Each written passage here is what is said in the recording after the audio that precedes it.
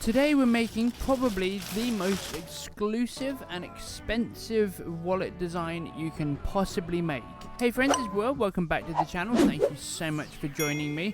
Today we are making a vertical belly cut alligator wallet. It might be crocodile, I can never tell the difference. I think it's alligator, but I know someone will correct me in the comments. This is probably, if not definitely, the most exclusive wallet design you can have, bar having all of the pockets inside made of alligator, which I have done, and it is insane. But for the exterior cut, cutting it straight down the belly is phenomenally exclusive. You only see it from the best leather workers and the best leather houses on the planet, because it's expensive.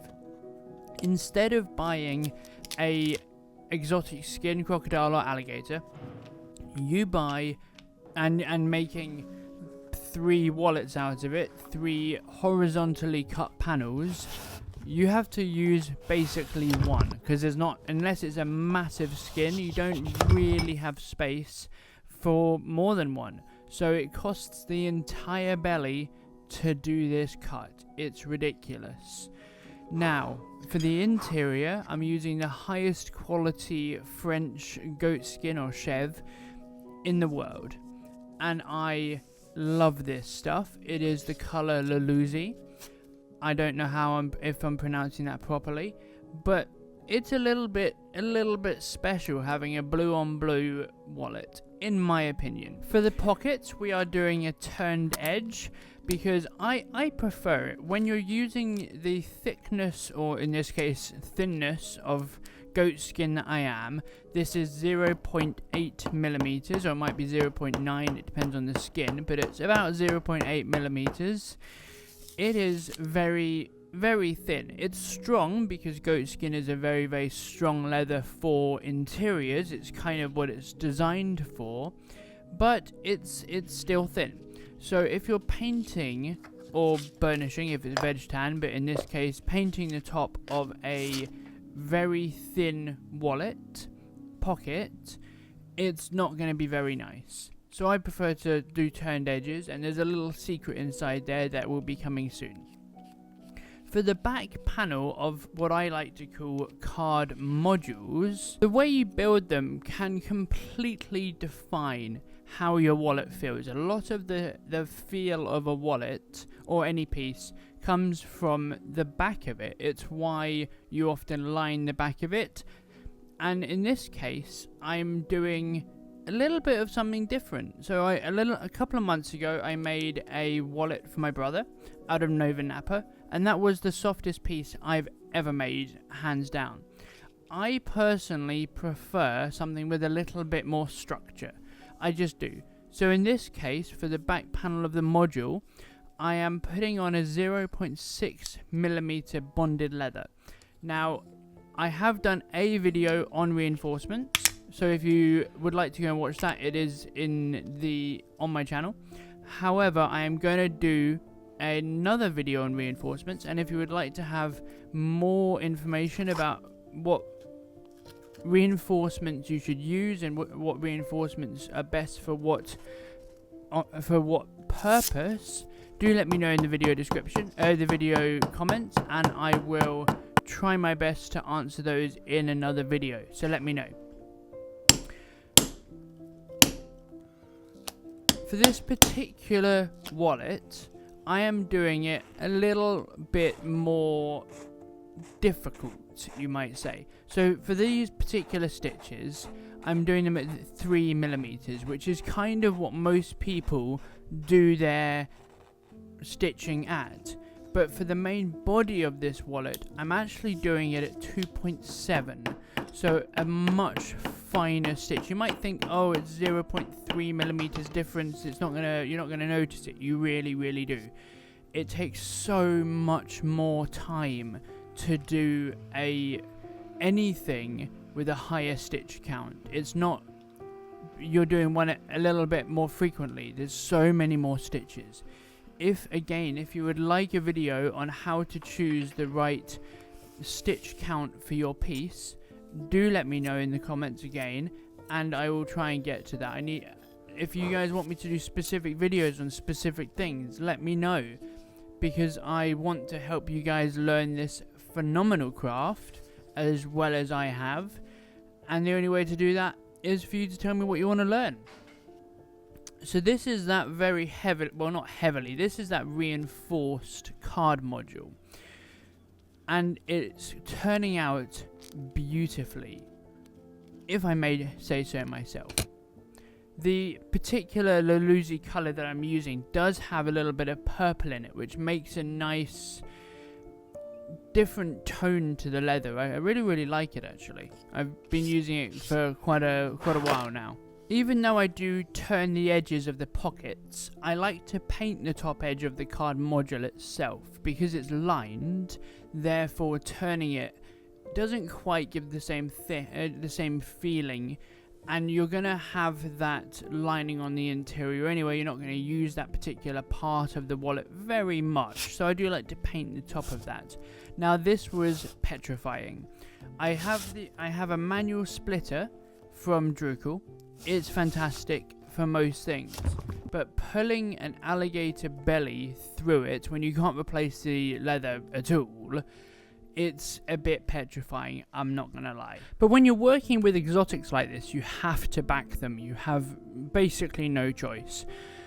And the reason for that is because the back of the leather itself, the back of the scales, is not an attractive thing to see, for one. So you could theoretically leave it just having the alligator or crocodile and then goat skin on the back. You could do that if you don't mind seeing the scales. But I didn't want this to stretch. I wanted this to be a really structured piece.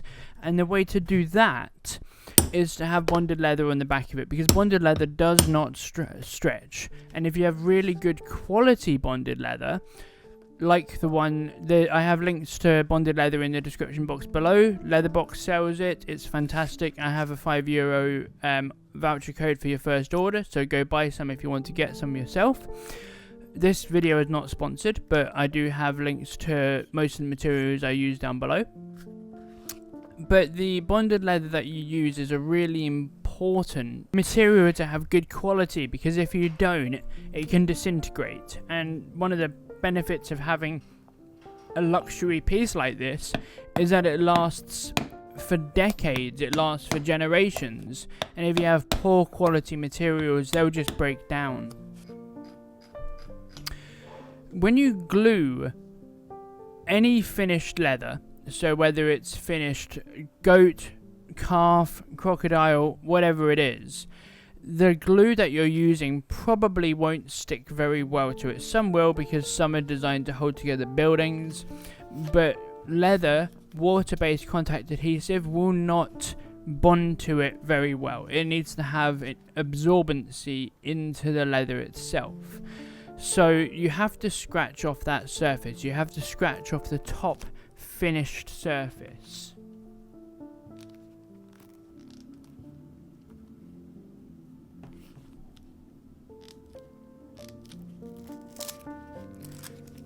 Now, because I'm petrified of scratching off the wrong bits, I always use that tape, because it shows me what part of the leather I can skive off, because one of the hallmarks of really beautiful fine leather goods is having a thin edge. Now, I don't like to go too thin, because I still like there to be structure. I still like there to be longevity, because longevity is thickness is longevity to a certain extent.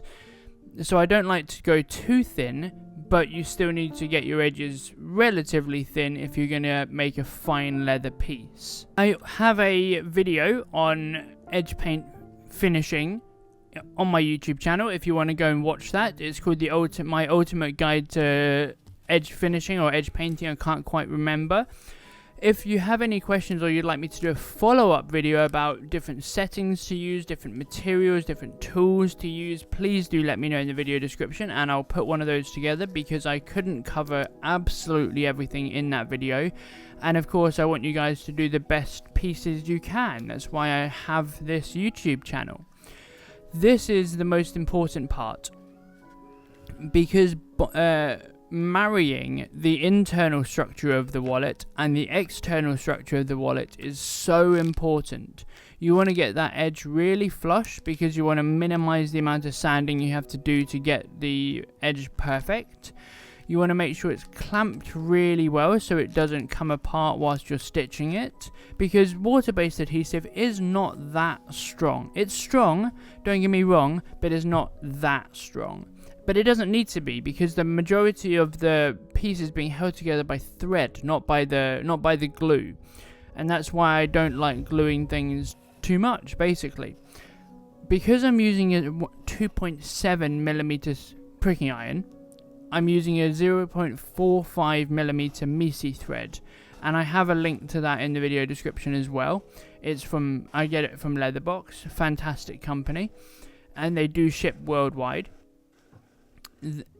I find that when you're using a finer thread, you get a much nicer stitch line, and it makes it look much more beautiful, in my opinion. When you're doing it like this and you're pricking the inside and the outside at the same time, it's really important that you don't cast your thread, because if you do, you'll get a flat stitching line. If you're doing it like this, you have to not cast. Tapping down your threads is overlooked by so many beginner leatherworkers, it's ridiculous. Please tap down your threads. It makes such an enormous difference. You'll only see me obviously put on one coat of paint here. This edge, if you're interested, took 5 coats and sealer underneath the coats. It's a big job getting a beautiful edge, but it's the sign of a well-made piece.